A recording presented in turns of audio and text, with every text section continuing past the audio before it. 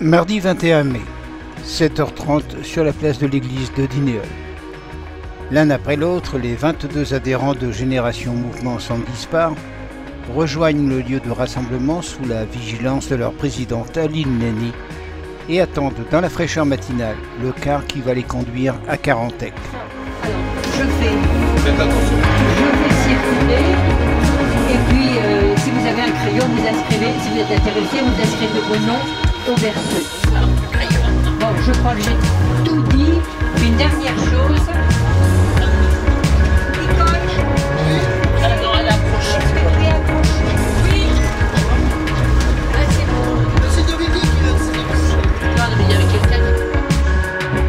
Ce matin, un épais brouillard couvre la campagne et la traversée de Châtelain nous mène à Saint-Coulis où 15 autres personnes vont nous rejoindre.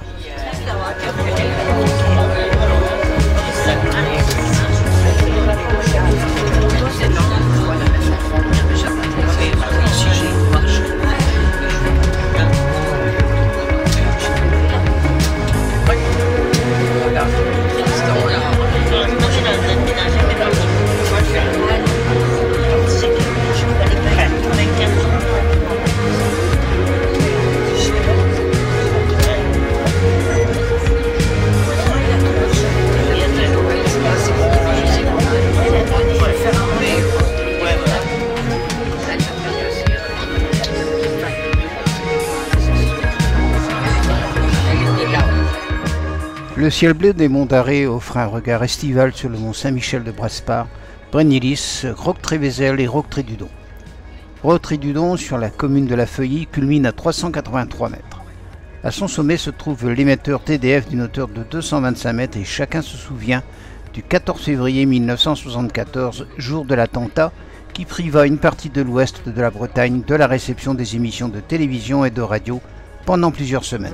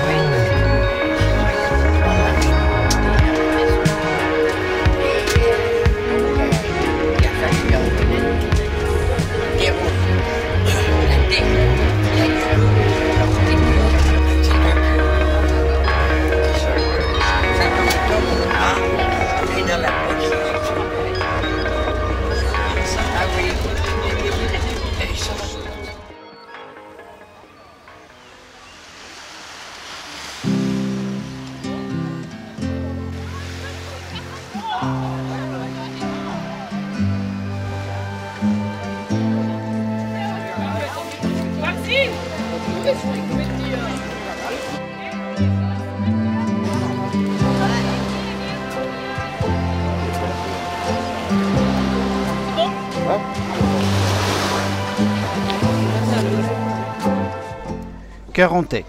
L'heure d'arrivée à l'embarcadère de la plage du Quélen est parfaitement respectée. L'embarquement se fait sans problème sur cette navette chargée de la traversée vers le château du Taureau.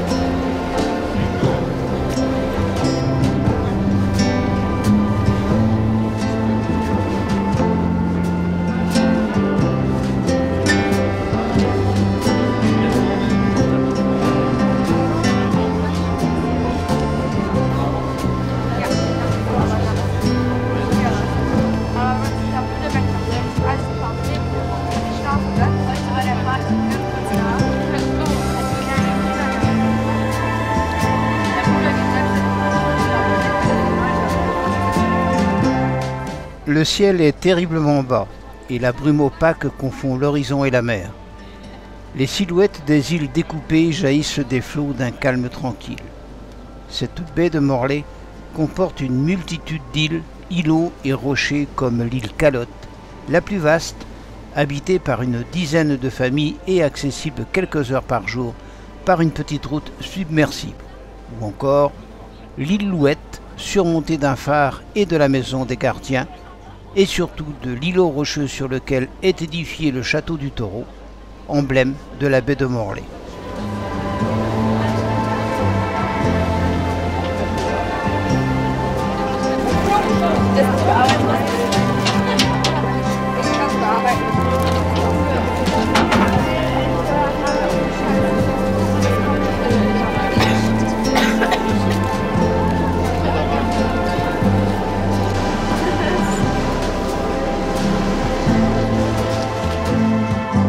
Le bateau glisse, laissant derrière lui un sillage vite estompé.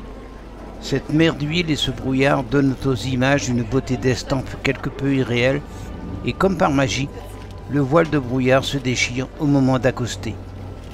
Une première impression de force et de rudesse, ces masses de pierre taillées posées sur un rocher paraissent être un défi au temps et à la mer.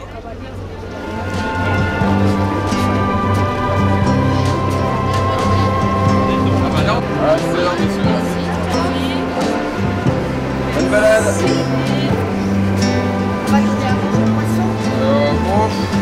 seulement si vous êtes malade alors. Et encore. À tout à l'heure.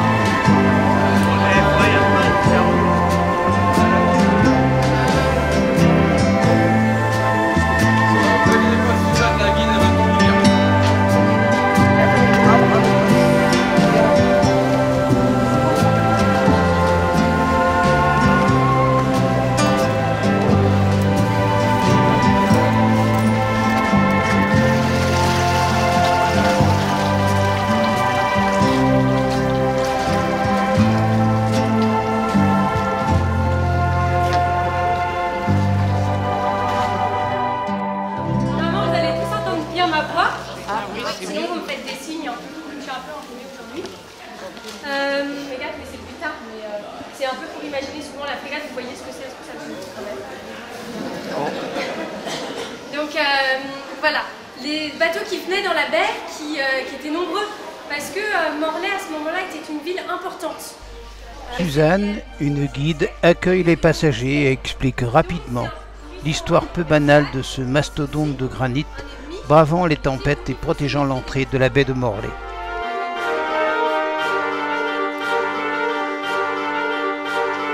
Après cette période, prison et forces militaires,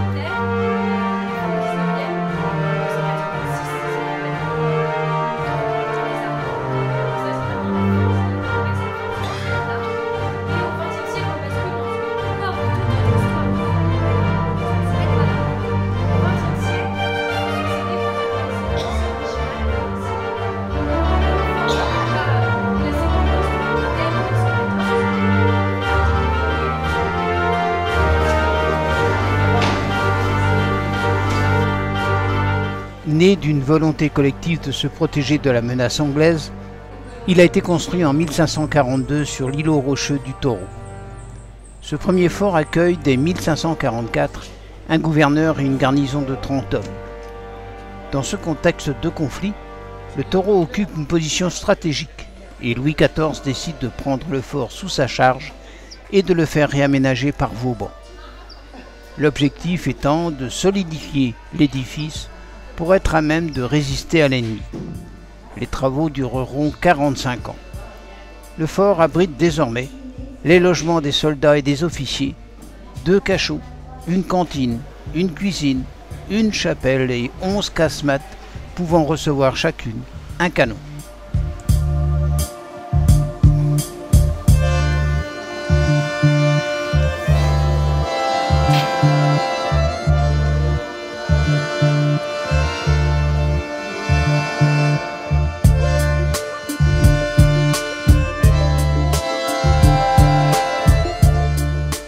En 1721, le château est détourné de sa vocation de défense pour assumer la fonction de prison.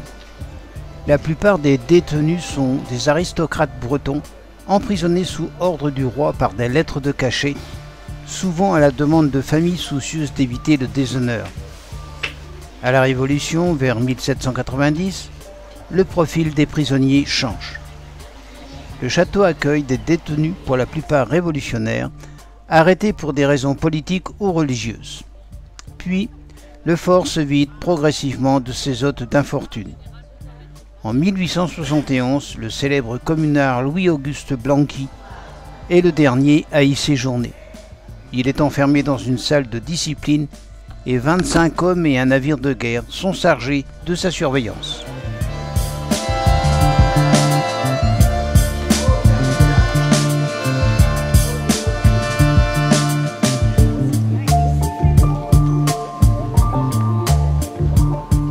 Désarmé en 1890, il attire l'œil de Mélanie l'évêque de Vilmorin, veuve du célèbre Grenetier. Elle en fera sa résidence secondaire, où elle organisera des réceptions de 1930 à 1937.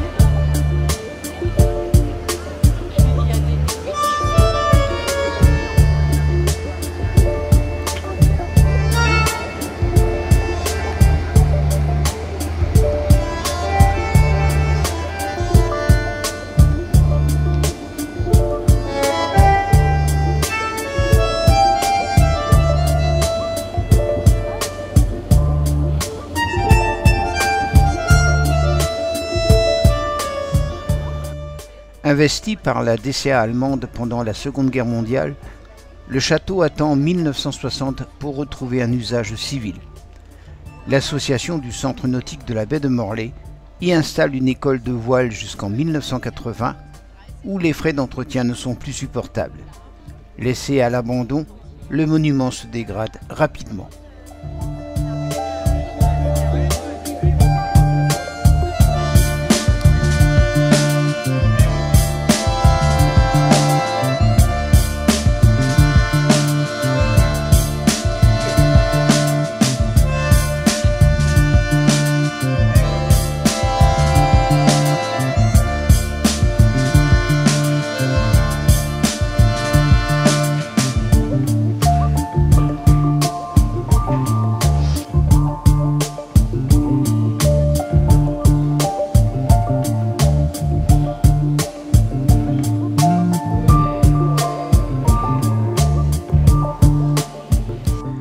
Dès 1989, l'opinion publique et les collectivités locales se mobilisent autour du maire de Plouézoc, commune d'appartenance du Taureau. Pour hâter sa restauration, la CCI de Morlaix se porte en 1998 maître d'ouvrage de la construction d'une cale. En 2006, les travaux de restauration et d'aménagement se terminent simultanément. Le château est enfin prêt à s'ouvrir à la curiosité de ses admirateurs et à devenir même une réserve ornithologique constituée d'îlots rocheux et accueillant des colonies de sternes et de cormorans qui y trouvent refuge pour l'hivernage et la nidification.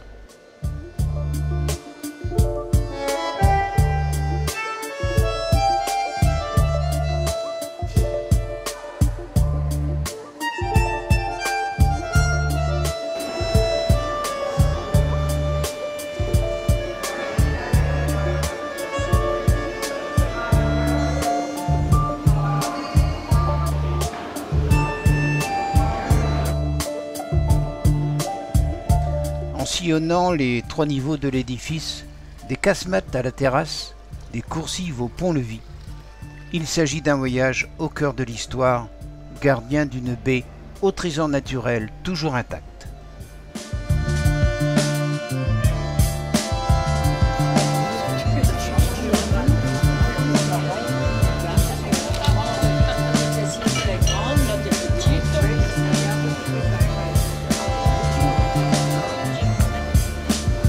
L'heure est au départ, malgré que le château ne nous ait pas livré tous ses secrets.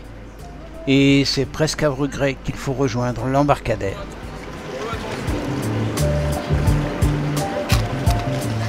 J'en ai resté sans bouger.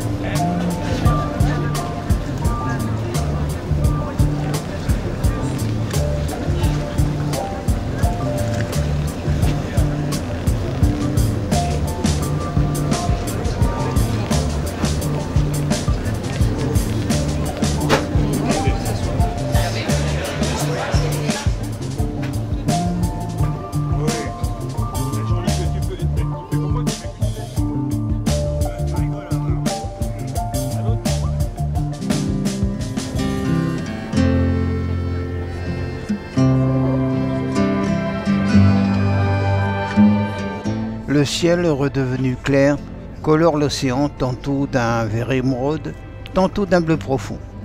Le bateau nous ramène dans le dédale des îlots vers cette station balnéaire aux plages blondes de Carantec.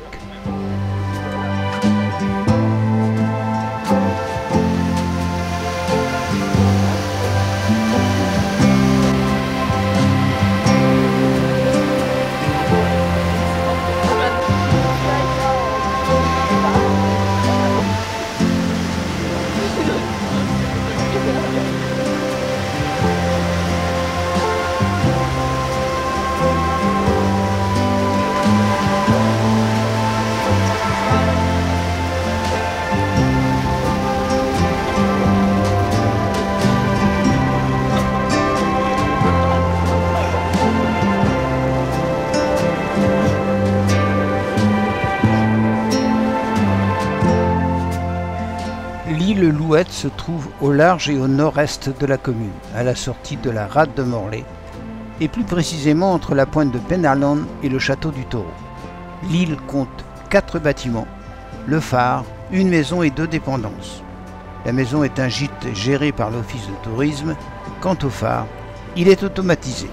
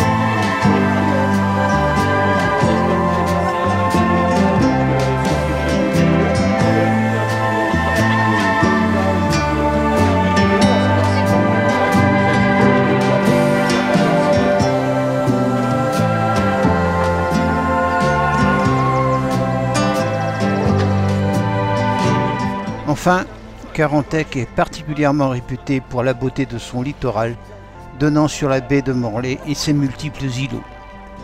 La promenade de ce matin en est une preuve très agréable. Vraiment un moment de découverte avant de rejoindre l'excellente table de Tipote.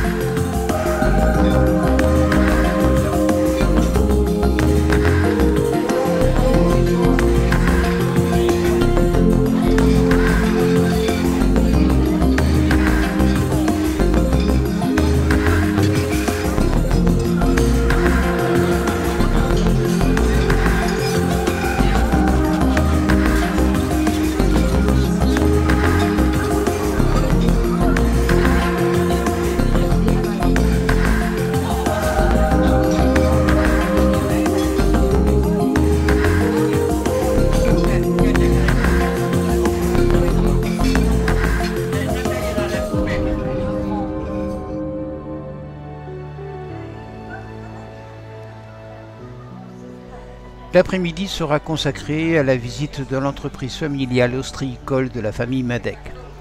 Pour cela, il suffit de traverser le parc Claude Goudet. Il s'agit de l'un des plus remarquables arboretums de Bretagne. Il permet de découvrir une impressionnante collection d'arbres et d'arbustes. Ce parc fut donné à la commune de Carantec le 20 juillet 1974 par Jeanne Goudet, veuve d'André Claude, avec pour condition de maintenir à cet endroit ce bel ensemble paysager dont la création remonte aux années 1920. Ce qui frappe tout d'abord est l'importante terrasse à balustres qui, par degrés, descend vers la mer, surplombant la baie du Clouet.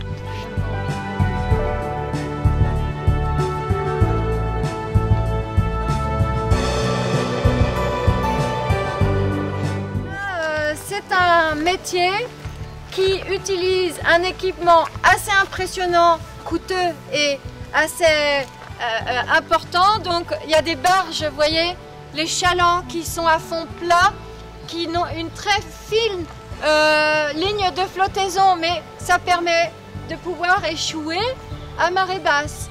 Et à Milan, on ne connaissait pas le couteau à huître.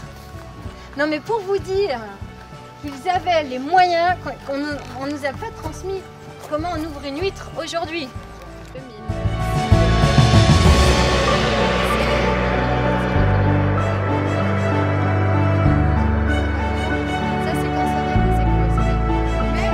L'ostréiculture est apparue en baie de Morlaix en 1892, date du premier accord pour une concession ostréicole. Vers 1940, cette activité est déjà bien installée à Carantec. Malheureusement, dans les années 70, à cause d'un parasite, la culture traditionnelle de l'huître plate disparaît au profit de l'élevage de l'huître creuse.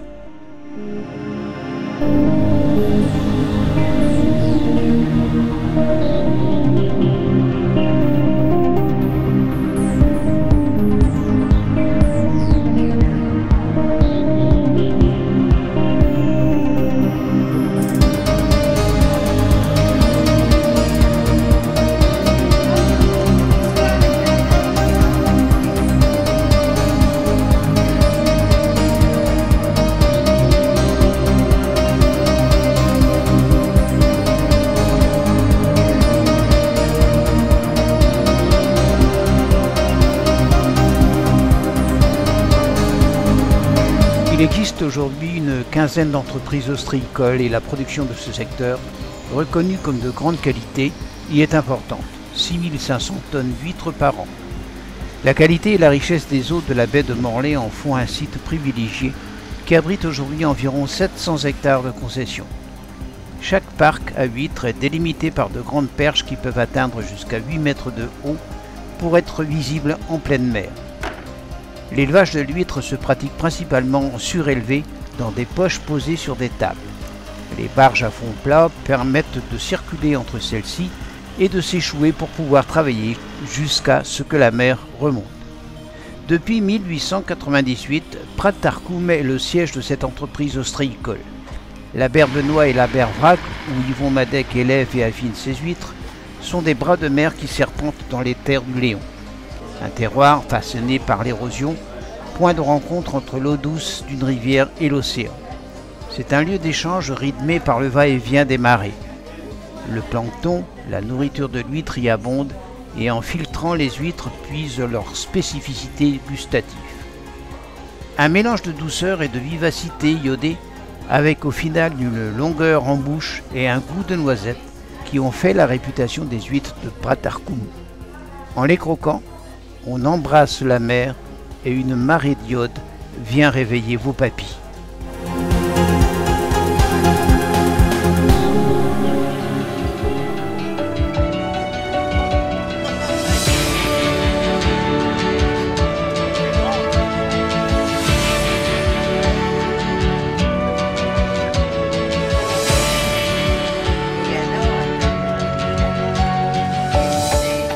Et voilà, toutes les bonnes choses ont une fin.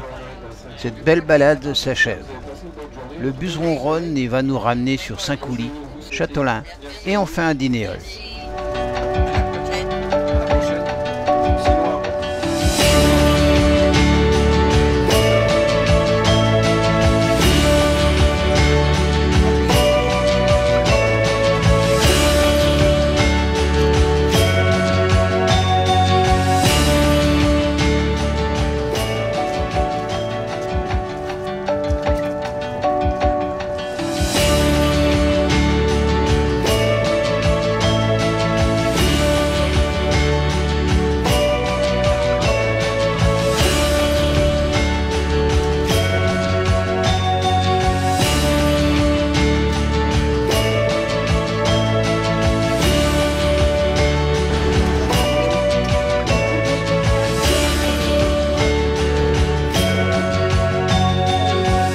Et pour terminer, des remerciements à Jean-René, l'agréable chauffeur des voyages feuillants, et aussi à Aline Lenné pour l'organisation sans faille de cette très agréable journée.